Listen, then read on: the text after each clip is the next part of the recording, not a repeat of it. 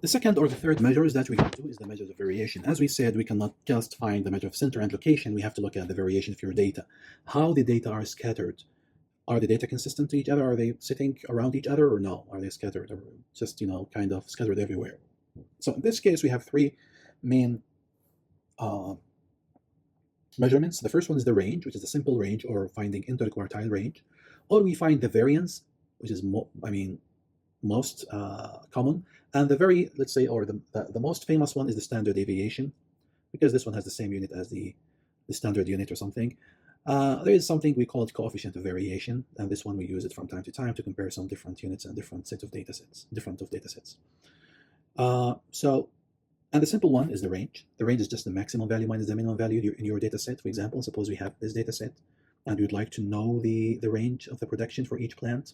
So we can find this is a plant A, this is a plant B. The range is the maximum minus the minimum for each. So we can say, well, it's a big range in A, small range in B. So that tells you something, maybe. Tells you, look at the data. This is very sensitive to the high or low data. For example, 23, 26, 25, 24, 27, small range. These data are technically, all of them are not close to each other as this one. So this kind of things that has usually the range has a problem with sensitive data. It's sensitive towards extreme values. If you have a kind of big value here, or small value, then if you find the range, you're going to get really good, big range.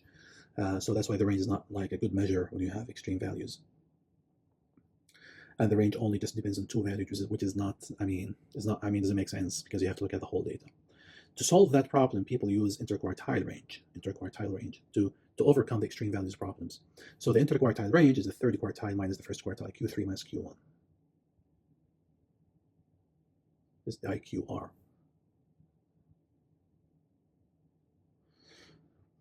So for example, in this set, we would like to find the IQR. We have to find the Q3 and the Q1 as we did before. The range is 446.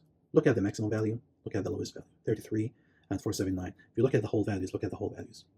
So it's super clear that most of the values are in 100 and 200, 400, but we have two small values. So these guys affected the range, right? So the range is not a good measure because we have two kind of extreme values.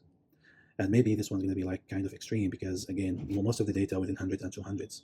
Maybe these two, both of them are extremes. So there's a problem. These two data do not give you the good range of your data. So that's why in this case, we may calculate the Q1 and the Q3. Q1 and the Q3, as we did before, Q1 is 25% of the data, Q3 is 75% of the data. So 75 times 100, we get 75. So the location of the third percentile is going to be in the 75th, 5th, and 76th values. We take them, we divide them by 2. We add them, we divide by 2, you get the Q3 value. The Q1 value is 25% of the 100, the data set, we get 25. So it's going to be 25. The location of the Q1 is going to be in the 25th and 26th values. We search for these after reordering the data. We get these two values, we add them, divide by 2, you get the middle, or not the Q1 value. After that, you get the IQR. IQR is just subtracting Q3 minus Q1, which is 42.5. This is more sensible than before, the range of the data, because actually we took a smaller range than the regular one, right?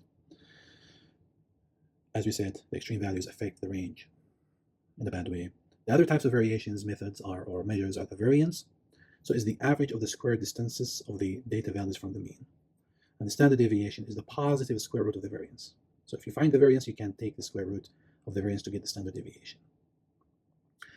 The measures of variations, which is very important, they measure the variability of the data.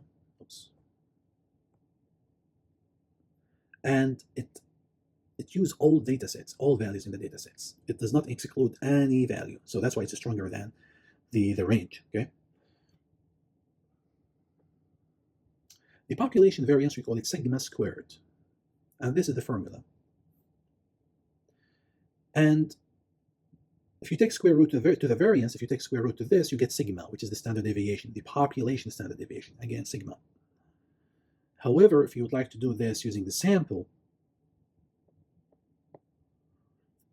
variance is s squared, and the sample standard deviation is s. Okay, s, and this is the formula. To compute these guys, variance and the standard deviation, we're going to use Excel. I will not use the formula. Although it's a good idea that you go over the formula, but just to be practical, so we're using the formulas, okay? Sometimes we use the mean and the standard deviation together. If you find the ratio of the standard deviation and the mean, you get something called the coefficient of variation. which is used to measure variation relative to the mean. So you just divide them. And this is always expressed by A percentages. Shows the variation relative to the mean. You just divide sigma over mu times 100%. If you have sample, you divide S over X bar times 100%. This is the population coefficient of variation. This is the sample coefficient of variation. This is usually useful to compare two or more sets of data, especially when they are measured in different units. Okay. In this example, we have, for example, this one, the measure of the variation is 8%, this one is 25%, the coefficient of variation, so this is more variable. This is more variable than the top one. So I will not go over the example, I'm going to leave it. I'm going now to go to Excel and do some of the examples there.